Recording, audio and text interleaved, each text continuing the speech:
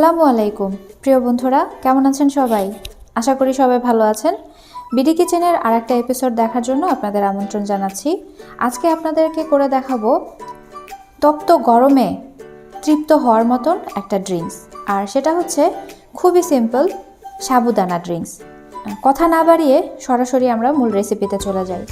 তো এই সাবুদানা ড্রিঙ্কস বানাতে আমাদের জেলি তৈরি করতে হবে। তো প্রথমে আমরা জেলিটা তৈরি করে নিচ্ছি।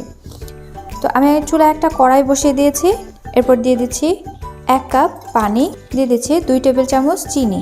মিষ্টিটা আসলে আপনাদের স্বাদ মতো নেবেন, জেলিটা কীরকম মিষ্টি খেতে চান।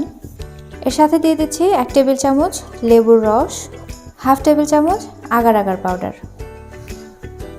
সব কিছু একসাথে খুব ভালোভাবে মিশিয়ে নেব। এবার চুলাটা ধরিয়ে দিচ্ছি। চিনিটা আর আগার আগার পাউডারটা খুব ভালোভাবে মিশিয়ে যাওয়া পর্যন্ত পানিটা জাল করে নেব। চিনি এবং আগার আগার পাউডারটা মেল্ট হয়ে গেছে।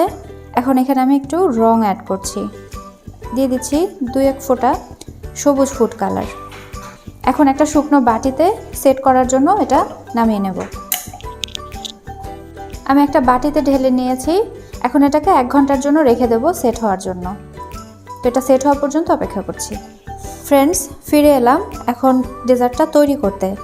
তো আমরা সব কিছু রেডি করে নিয়েছি। তো কি কি রেডি হলো আপনাদের আরেকবার একটু দেখিয়ে দিচ্ছি।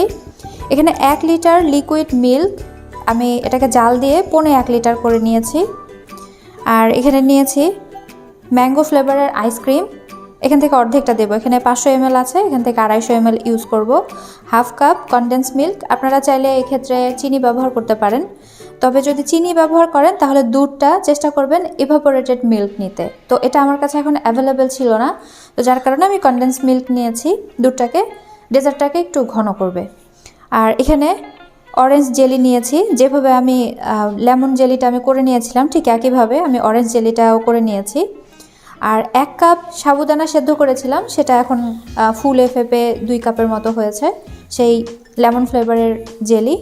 আর এখানে নিয়েছি কোকোনাট, একটু ছোটো ছোটো করে কেটে নিয়েছি, দেখতে পাচ্ছেন, যাতে জেলোগুলোর সাথে মিশে যায়।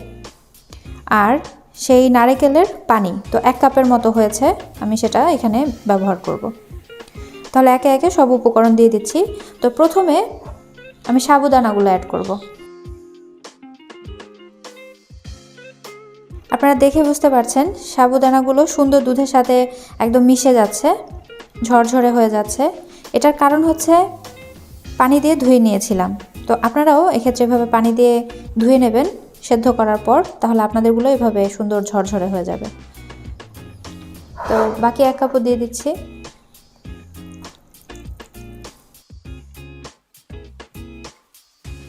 ফ্রেন্ডস, দেখতে পাচ্ছেন সাবুদানাগুলো সুন্দরভাবে এর সাথে মিশে গেছে। তো এখন অ্যাড করে দেব কনডেন্স মিল্ক 1 কাপ। মিষ্টিটা আসলে আপনাদের পছন্দ মতো দেবেন, যে যেরকম খেতে পছন্দ করেন সেরকম। তো আমি প্রথমে 1 কাপ দিয়ে দেখছি, যদি আরও প্রয়োজন হয় অ্যাড করে নেব। আমি আরও 1 কাপ অ্যাড করছি। টোটাল আমি 1 কাপ এখানে অ্যাড করেছি। প্রথমে 1/2 কাপ দিয়েছি, এখন আবার 1/2 cup, total 1 cup condense milk দিয়েছি। আমি আবারও বলছি, মিষ্টিটা আপনাদের পছন্দ মতো দেবেন। চাইলে এখানে আপনি চিনি এবং কনডেন্স মিল্ক দুটো একসাথে মিল করে দিতে পারেন। মিষ্টিটা আমার জন্য একদম পারফেক্ট আছে।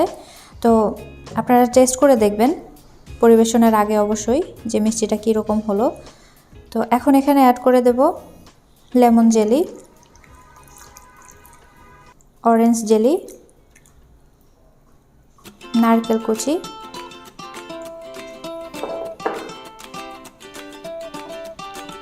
এবার দিয়ে দিচ্ছি 1 কাপ নারকেলের পানি।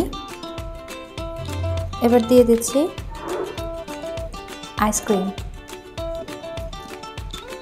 আমি এখানে ম্যাঙ্গো ফ্লেভারটা নিয়েছি, এটা আমার খুব ভালো লাগে আর ডেজার্টটার একটা সুন্দর একটা লুক আসে, তো এজন্য আপনারা আপনাদের পছন্দ মতো নিতে পারেন।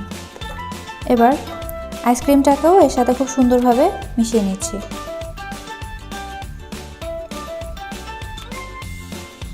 আমাদের ডেজার্টটা একদম রেডি। এখন আমি এরকম ওয়ান টাইম গ্লাস নিয়েছি, আপনারা চাইলে বাটিতে পরিবেশন করতে পারে। তো যেহেতু এটা ড্রিঙ্ক তাই আমি এরকমের ওয়ান টাইম গ্লাসে নিচ্ছি। তো গ্লাসে ঢেলে নিচ্ছি।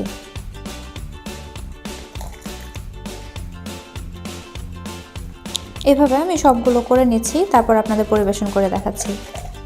ফ্রেন্ডস, হয়ে গেল দারুণ মজার সাবুদানা ড্রিঙ্কস।